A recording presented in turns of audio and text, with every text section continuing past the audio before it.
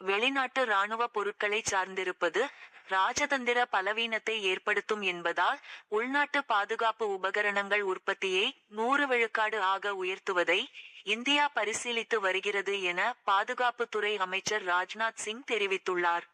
மகாராஷ்டிரா மாநிலம் நாசிக்கில் நடந்த நிகழ்ச்சியில் ராஜ்நாத் சிங் பேசியதாவது: இந்த புனிதமான நாசிக் பூமிக்கு வரும் வாய்ப்பை பெற்றதில் நான் மகிழ்ச்சி அடைகிறேன்.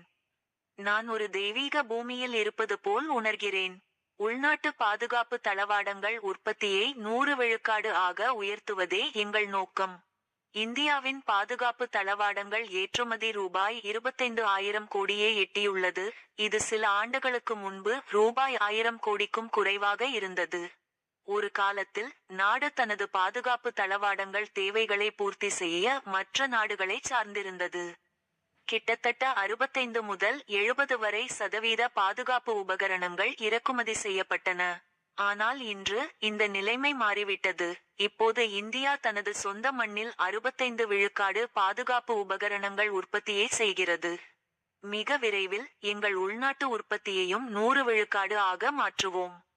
2029ஆம் ஆண்டுக்குள் உள்நாட்டு பாதுகாப்பு தளவாடங்கள் உற்பத்தியில் ரூபாய் 3 லட்சம் கோடியையும் பாதுகாப்பு உபகரணங்கள் ஏற்றுமதியில் ரூபாய் 50,000 கோடியையும் அடைய நாங்கள் இப்போது இலக்கை நிர்ணயித்துள்ளோம்.